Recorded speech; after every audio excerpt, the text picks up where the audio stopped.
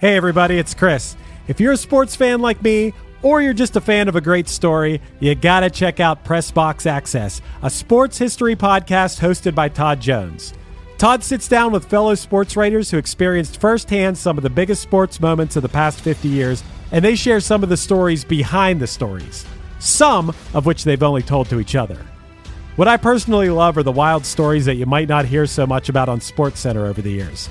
Like when Indiana-based sports journalist Bob Kravitz recounts the time Bobby Knight showed up naked to an office meeting with him and then banned him from the Hoosiers locker room for the next 3 years because Bob wrote a story he didn't like.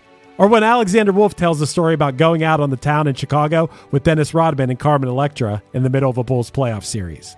Or when Dan Wetzel talks about what it was like to be in the media room when Temple basketball coach John Chaney stormed into UMass coach John Calipari's press conference after a game and threatened to kill him. These wild and fun stories, paired with stories about real sports greatness, you know, like the 1970s Steelers being the greatest NFL dynasty ever, or the legendary rivalry between Larry Bird and Magic Johnson, and even the impact of protests for social justice issues in sports, make Pressbox Access a show you should check out. Pressbox Access is part of the Evergreen Podcast family, and it's available all the places you get your pods, and you can also find Pressbox Access on YouTube. Go check it out.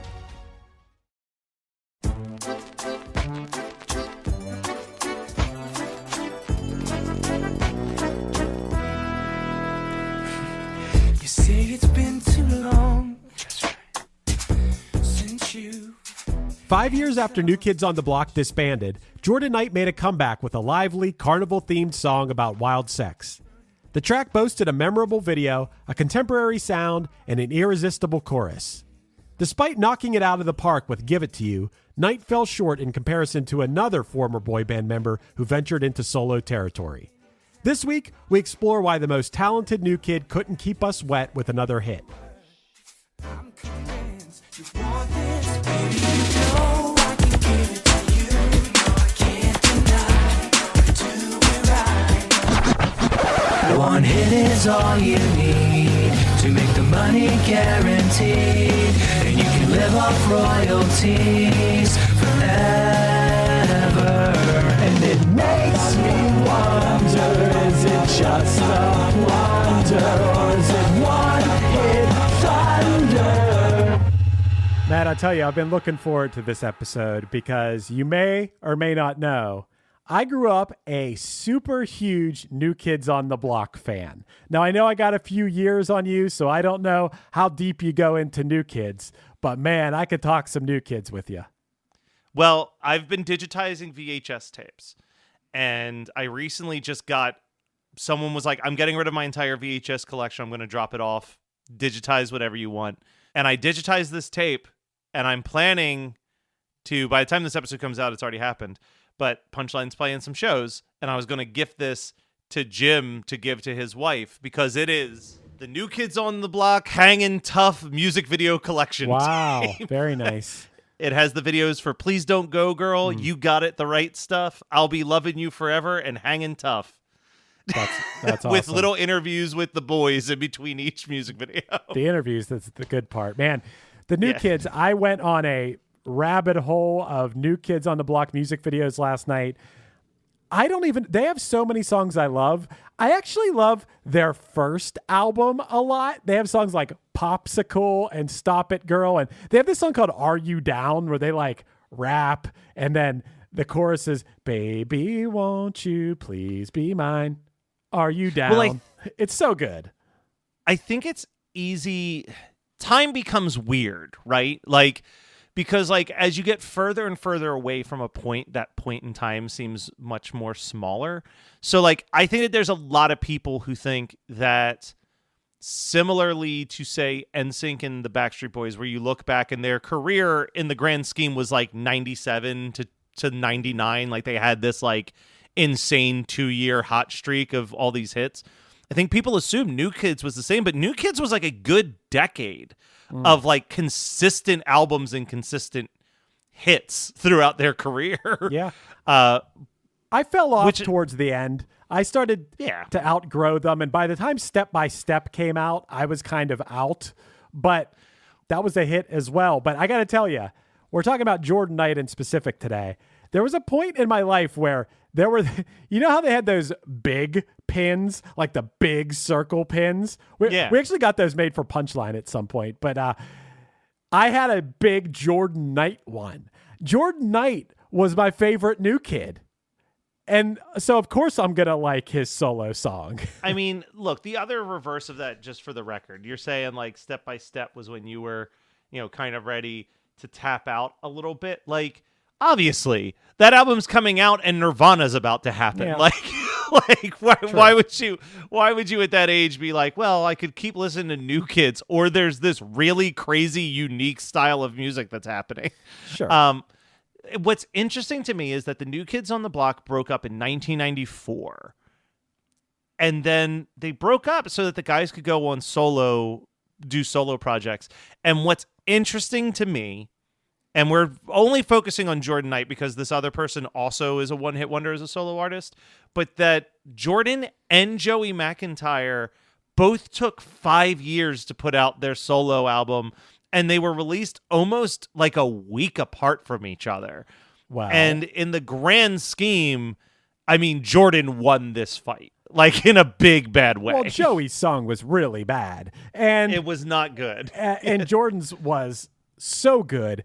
And it makes sense that it came out when it did. They released this music at the height of Britney and revival. Backstreet Boys and NSYNC and everything. So they were trying to capitalize. They were the forefathers in a way to what those. Hold on a second. I need to clarify. I spoke out of turn a little bit here. Joey McKnight's single. Joey McIntyre. Sorry, man. I'm going to keep making that mistake. Don't worry.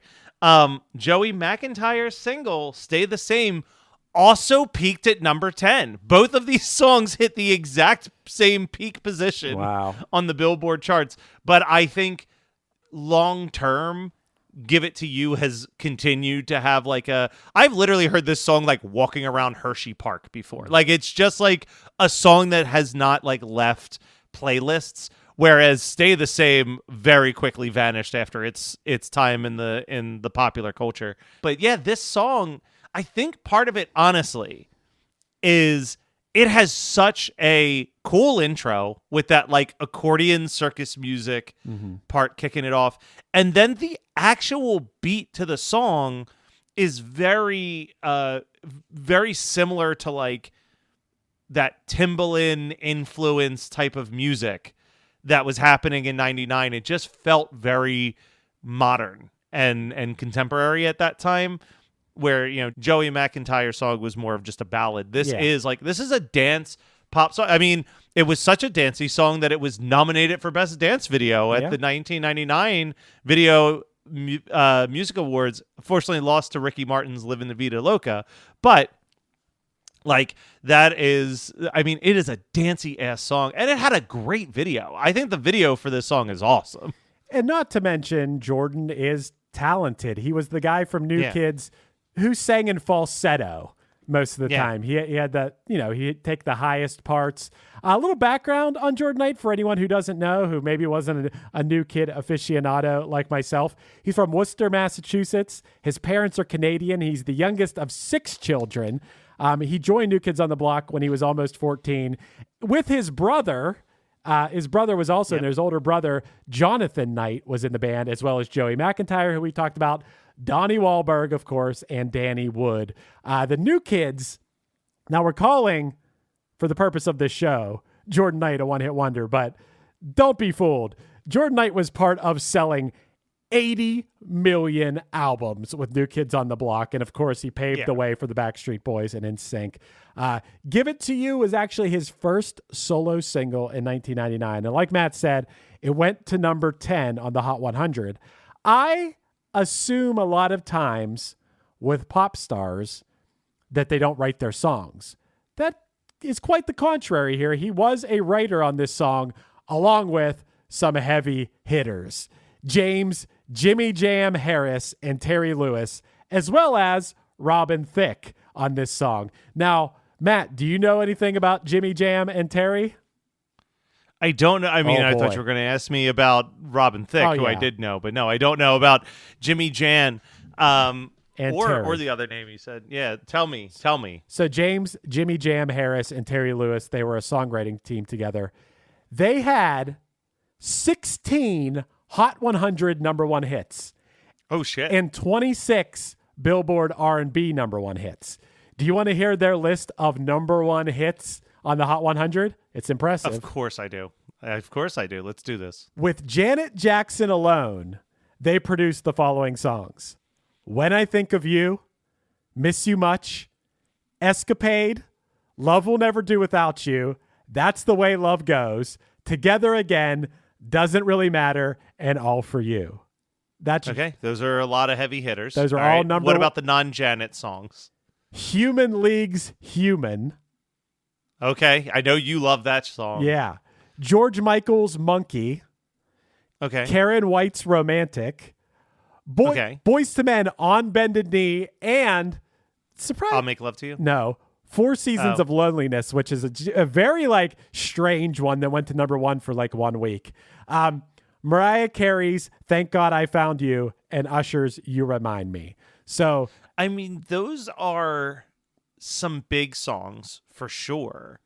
What I think is interesting, though, about those is that a lot of them from the list that you just ran down feel like by 1999, when they're doing Jordan Knight, like that they had already done a lot of their best work. You know what I mean? Like, we're talking about a lot of like late 80s into early 90s songs on that resume. yeah. So I'm wondering if that was kind of the appeal too for Jordan Knight, was like, hey, these are some guys who had hits at the time that I was having hits.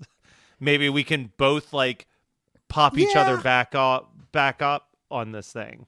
I mean, maybe, but the Usher and some of those Janet songs were kind of like mid to late 90s. They weren't washed up at this point by any means.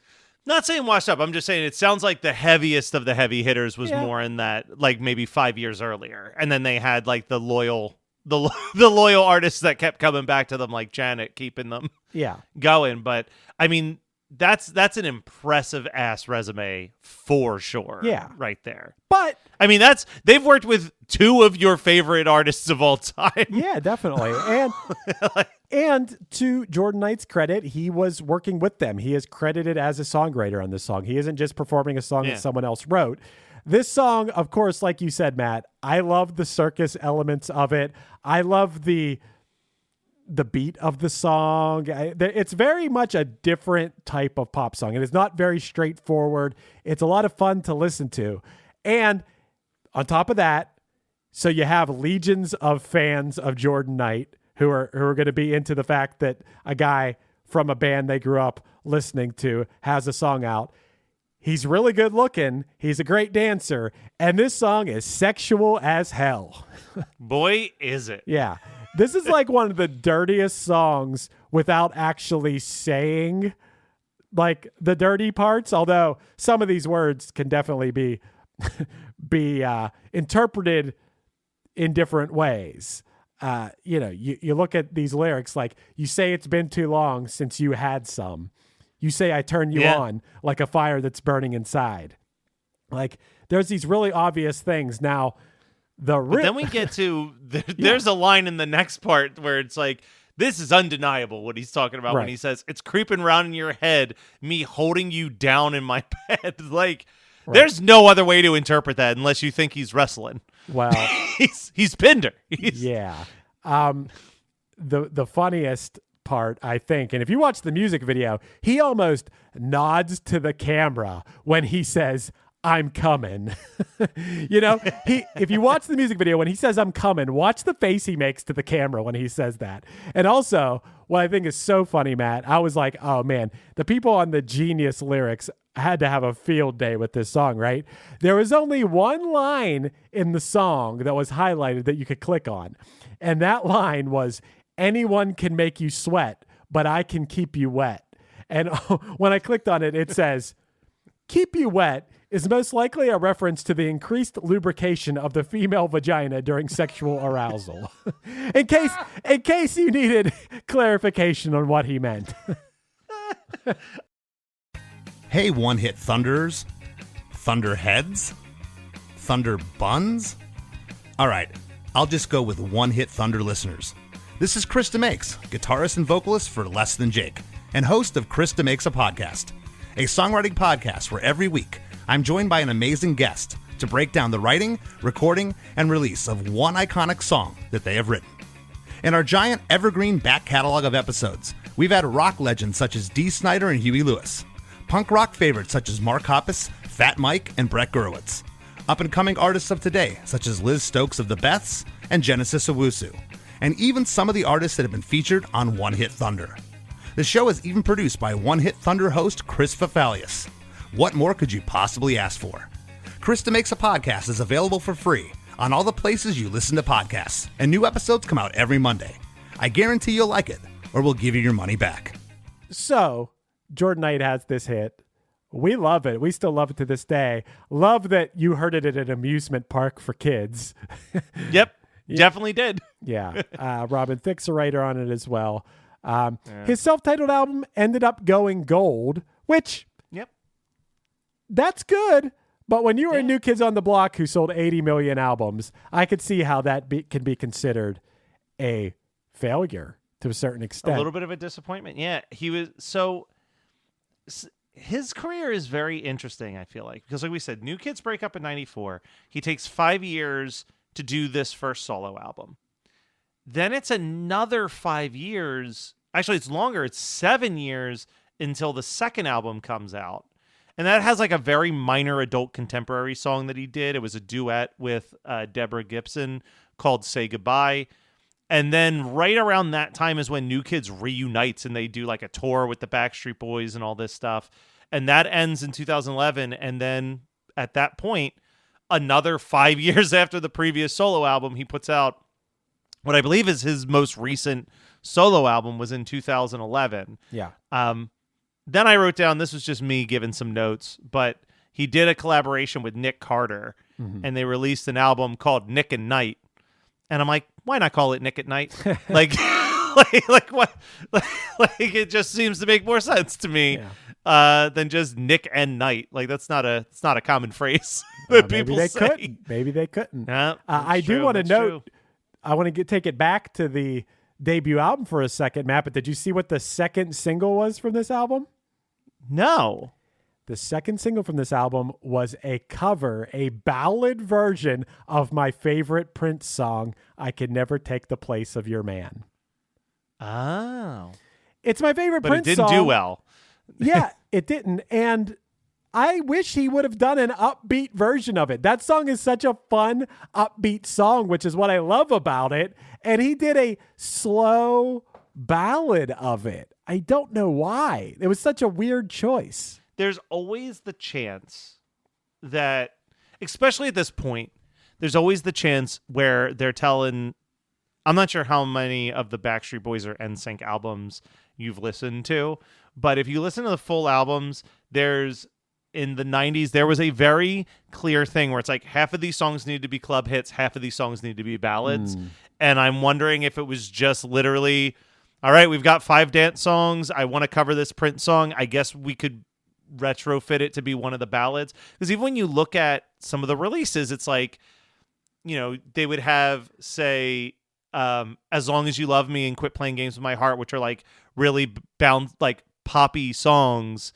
But then it'll be like, I'll Never Break Your Heart as like the next single where it's like, okay, here's like the love song, but now we're going to do like Backstreet's Back. Like we're going back to the dance song. So it's like you almost had to prove that you could do both things.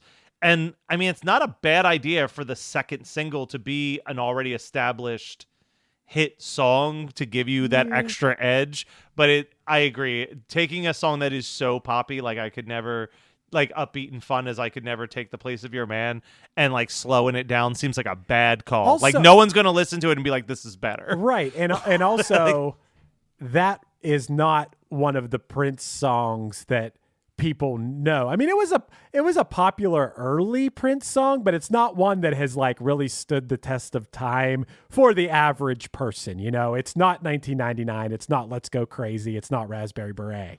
So probably a lot of people kids that are hearing that song at that time don't even know the Prince version of the song. Just the whole thing was confusing. It does make sense to me what you're saying about following the formula of, oh, you did the dance pop song, now let's bring the emotional song out. So that makes sense.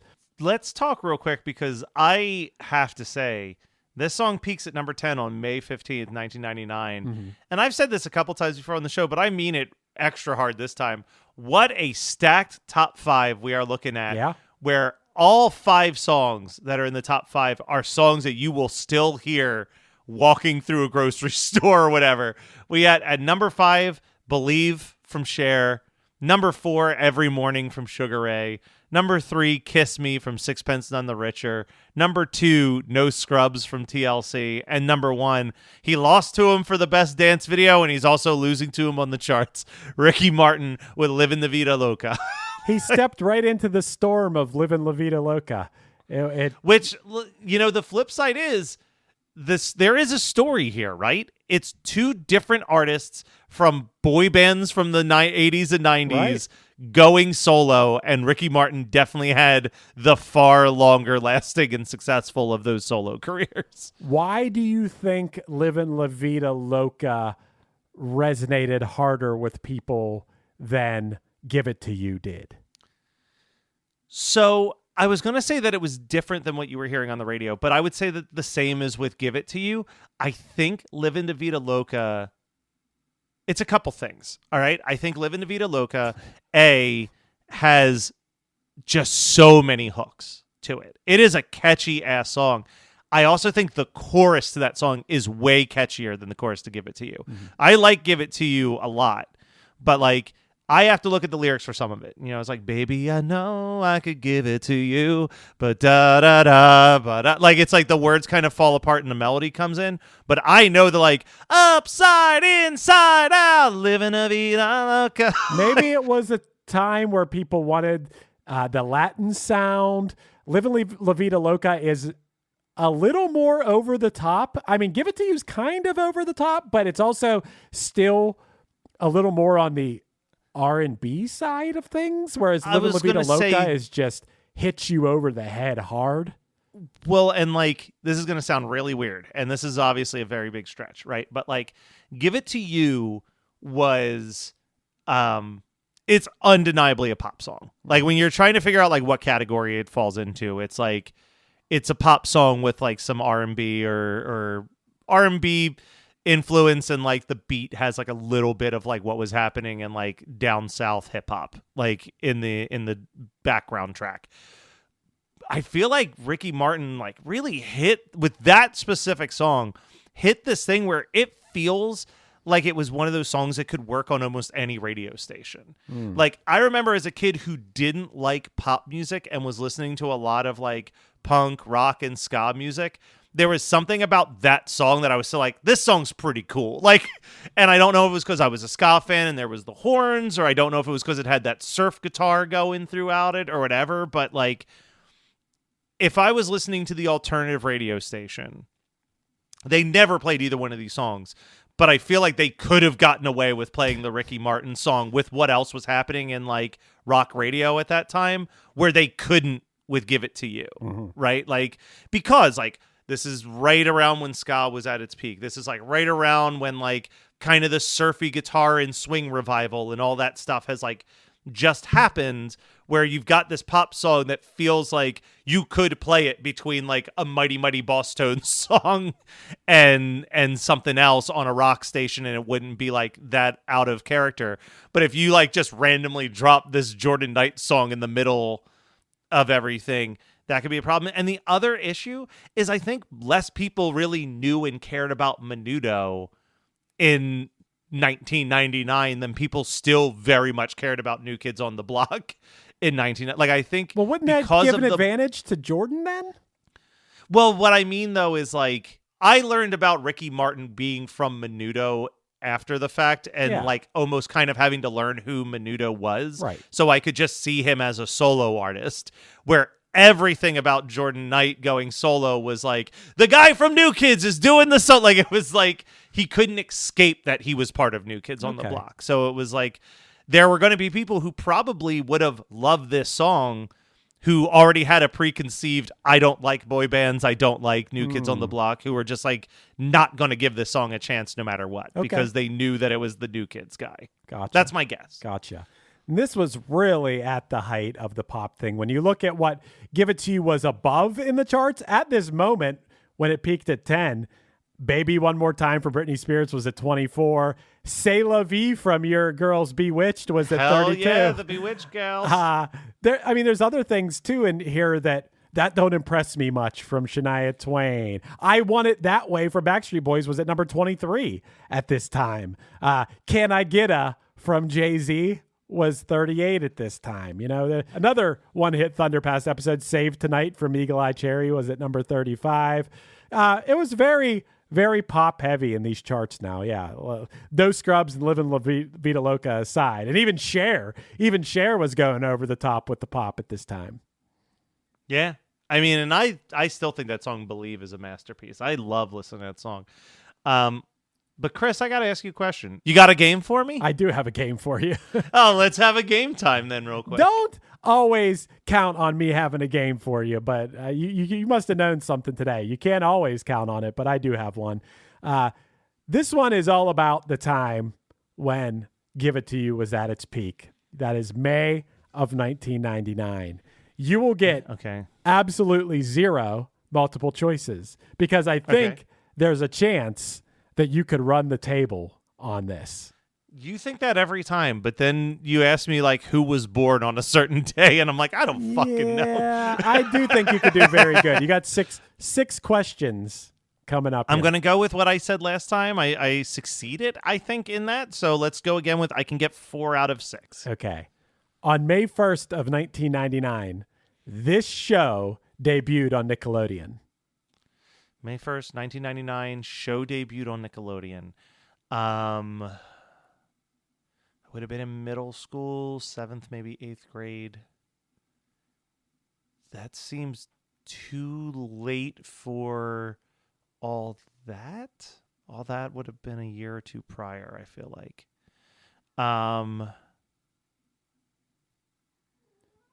Can I ask if it's live action or animated? No. Okay. All right, so let's see. Nickelodeon, 1999. Was this SpongeBob SquarePants? Sure was. All right. There you go. On May 4th of 1999, this Brendan Fraser movie premiered in the U.S. Ooh, man, he had a lot of movies in this time period. Some were hits, some were fumbles. But I'm pretty sure that if you're asking, it's not because it was something like George of the Jungle or Dudley Do-Right. This would have been the prime time for The Mummy. You got it. 2 for 2. I told you might be able to run the table here. On May 19th of 1999, this movie that features Ewan McGregor is released. Okay, this movie, Ewan McGregor. I'm going to take a swing on this. I feel like this was an early 2000s movie, not a 1999 movie, but was it Moulin Rouge? No. It was Star Wars Episode 1, The Phantom Menace. Oh, yeah, boo. Yeah. All right, you got 2 points still. On May 23rd of 1999, this tragedy happened at the Kemper Arena in Kansas City. Fuck. I honestly don't know. When I was a kid, the only tragedies that ever really came into my mind by middle school was like Columbine shooting and like the September 11th. Then it became a lot more frequent after that. Do you need the specifics, or can I just say like there was a bombing? You can be vague if you want, but I feel like there was a bombing somewhere in the museum. All right. That was Owen Hart died after falling 70 feet in a wrestling Jesus. event. Yeah, that was bad. I was going for something way more I hear the word tragedy now and my brain goes to like multiple people dead. Yeah. All right, next question. Okay. So you got 2 still, right? Yeah, and I got 2 questions left. I have to get both. Good luck on this one. Oh no. On May 27th of 1999, this French-American singer and actress who is the daughter of a famous actor and recently starred in an HBO series was born? All right. So now that I know that this was a was born question, can you read the stats about them real quick? Okay. She was born on May 27th of 1999. So she's 25. She's a French-American singer and actress. French-American singer and actress. She's the daughter of a famous actor. Daughter of a famous actor. And she recently starred in an HBO series. Recently started an HBO series. Now, in my brain, the only HBO series that I can think of that people were talking about recently was True Detective. And I don't know any. I didn't watch True Detective. The only person I know in that is Jodie Foster, who this is clearly not about. So now I'm trying to think of what French-Canadian... Not Canadian. Oh, sorry. French-American. What French-American 24-year-olds with a famous mother. Famous father. Actress. Famous father actor. I don't think I'm going to hit my 4. Who is it? It is Lily Rose Depp. See, and I didn't even know Lily Rose Depp did anything. Was she in True Detective? Was I right about the show? No. She was on that show, The Idol, with The Weeknd. One of the worst shows God. ever. Although it's one of the worst shows ever, but I will say that new season of True Detective, it is terrible. I've got no horse in the race and no opinion. Yeah. So moving on. Last question. I've already lost, but let's see. Yeah, we'll see if you can get this one. On June 1st of 1999, this album was released, which debuted at number 9 on the Billboard 200. And this album was also released on the same day that Napster was launched. June 1st, 1999. I'm trying to think here. Because obviously, as you know, at the beginning of every year, I look up like every single anniversary thing. So I'm trying to think of albums that would be having a 25-year anniversary. And I'm coming up blank right now. Let me think. Wait a second. Okay. Let me think about why you'd be asking me this question. Yeah. You should know this. What was the second part of that you said? So, just by chance, this album was also released the same day that Napster launched. Okay. So that has nothing to do with anything. No, not really. It debuted at number 9 on the Billboard 200. Okay, I'm going to take a swing at this. I feel like this came out sooner than this because I remember everyone being obsessed with it in school, and June 1st we would have been like finishing school. But was that when Enema of the State from Blink came out? Yep. What an album. You got it. I was there before the gates came up at National Record Mart to go get my copy that day. Let me ask you a weird question. Sure. Just because we brought it up, and we're obviously never going to do a Blink-182 episode of One Hit Thunder. I know a lot of people who think that is, without competition, their best album. I don't agree with that, but I'm curious how do you feel about that album? I think it's their second best, and I think it's ridiculous that I think that Dude Ranch is the best, but I just think Dude Ranch is the best because at that point, the songs are their most relatable. They seem to be coming from the heart the most. Like they're okay. And I think I like the melodies the most. Obviously, they got a way better drummer after that, and the sonic quality of the albums after that is way higher. But Dude Ranch, I think, is the most relatable, especially at the time. They were just relatable to a teenage guy. My problem with Dude Ranch, which I do love that album, I feel like it's top heavy. I feel like the first those early tracks are a lot stronger than like the last couple for me. For me, my favorite's always been Take Your Pants Off and Jacket. I just think that has, I mean, it's got some of their worst songs for sure. Like Rock Show is not a particularly good song, but like the deeper cuts in that, like Reckless Abandon and Every Time I Look at You, and like there's just some really good songs on that album. And I always talk about, for me, I love that like in between record where like you can tell that they're starting to shift their sound, but they haven't fully did it. And I feel like that album feels like it's half them still doing Enema of the State and half like them leaning into what their like later music and side projects would sound like. So I think it causes like a cool, it's why I like the Benz so much. Like Benz feels like it's half Creep and half like OK Computer smashed into like weird hybrid. I love the Benz. Hey, I put the Benz over I put that over OK Computer. I think it's a better overall listening experience. It's really good. Benz, but hey, I made a note to myself to open this up and talk to you real quick because we got into June 1st of 1999. I want to just read off to you the things from June of 1999. Maybe we should do a whole episode about June of 1999 at some point because it starts with Blink releasing Enema of the State on June 1st and Napster being launched on June 1st. On June, Okay, go ahead. I'm opening. I decided to also open up my June or my June folder, and this is like all of the things throughout all the other albums. There's another equally important album that came out on June 1st, 1999 for me and you. What's that? Do you know what compilation came out that day? Compilation? No. Short music for short people. Okay. The 100 songs, all under 30 seconds. I love that album. Yeah, Blink's on that. I think Green Day's on that too. One of the best Green Day songs is on that, actually. That song rules. That's a good song. June 2nd of 1999, the Backstreet Boys smash the first week sales record of Garth Brooks' 1.08 million when Millennium came out, which sold over 1.13 million in its first week. That was a huge record. Yeah. That was a very big album. Yeah. June 22nd, Christina Aguilera releases Genie in the Bottle, which became a worldwide hit selling over 7 million copies. That same day, Limp Bizkit's second album, Significant Other, debuts at number 1 on the Billboard 200, selling 643,000 copies in its first week.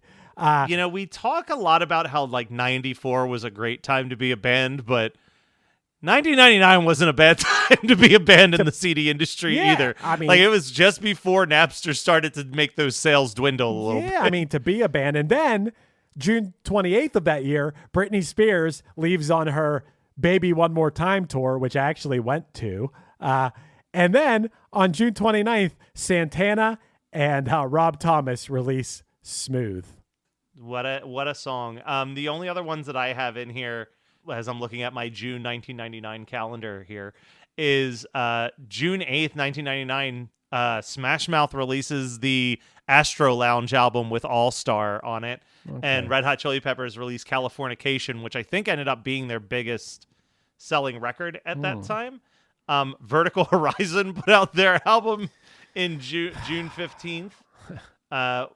And then there's a lot of more movie stuff in 99 than album stuff. Significant Other, like you said, from Limp Bizkit. And obviously one of the most important albums of all time came out. Two of the most important albums of all time came out on June 29th, 1999. Of course, I'm referring to Slipknot's self-titled album with Wait and Bleed and Weird Al's Running with Scissors featuring The Saga Begins. I thought you were going to say Sash Jordan. Sash Jordan. Yeah, Sash Jordan put out I only have one Sash Jordan album. As much as I love the album Rats, I never bothered to hear what the rest of her music sounds like.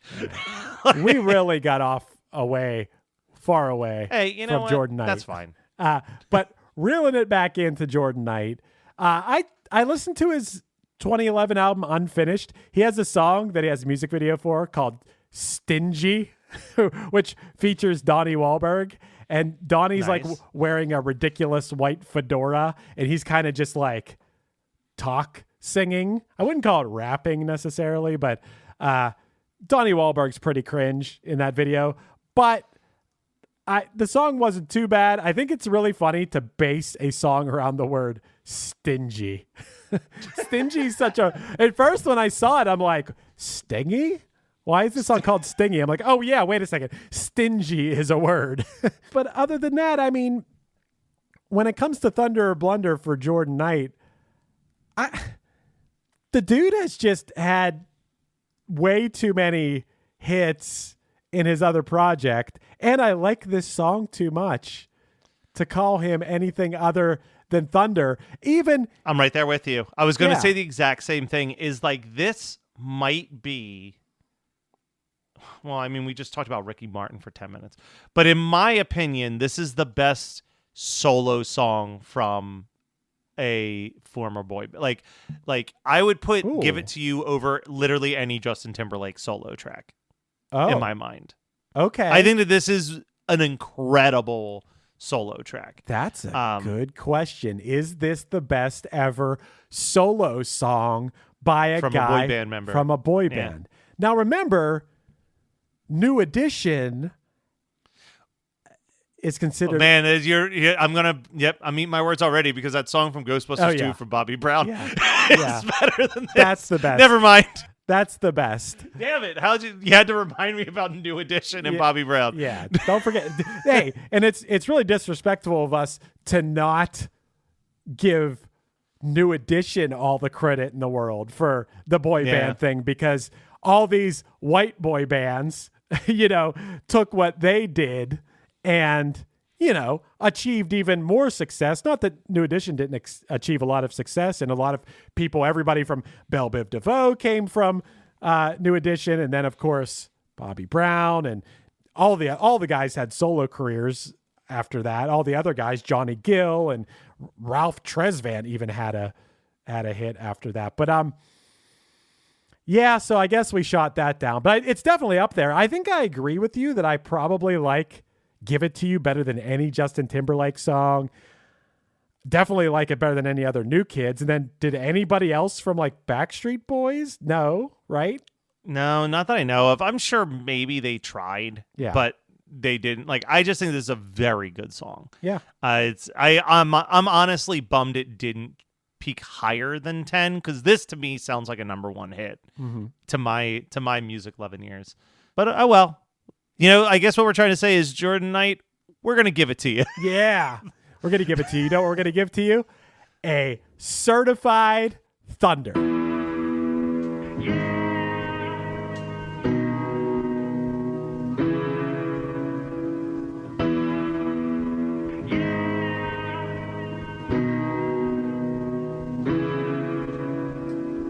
Shake off your past mistakes. The world can still be yours.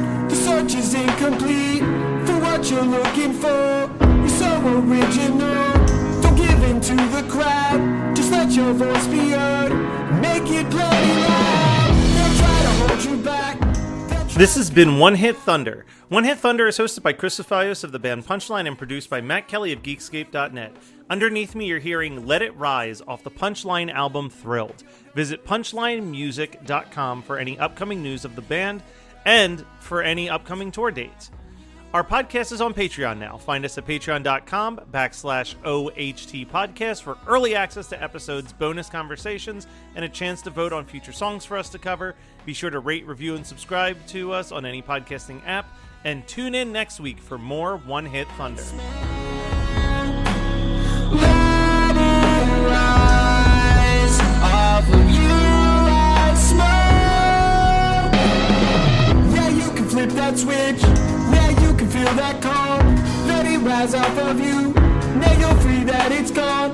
What are you waiting for? Yeah, we're all gonna die. That's why you take the chance. That's why you start tonight. This is the moment that you have been waiting for.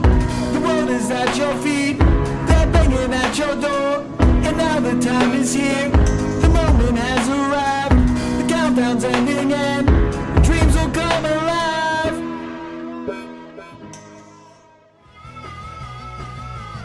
You're listening to the Geekscape Network.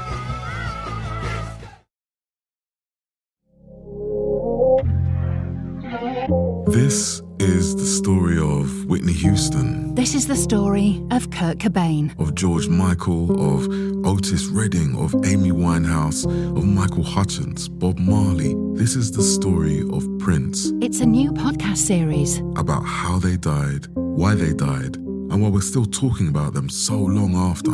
It's like nothing you've ever heard before. It's storytelling. But it's more than that, because rock stars, they tell us how we feel. They change our mood. They change the clothes we wear, the people we hang out with, the way we remember things. It's them who give us those ludicrous moments, the ones where you're jumping around, singing your heart out, feeling understood. And it's those moments we'll help you remember, the ones you're thinking about right now. That feeling. That feeling. It's coming soon from Crowd Network. Just search for Death of a Rock Star on your podcast app. And subscribe now.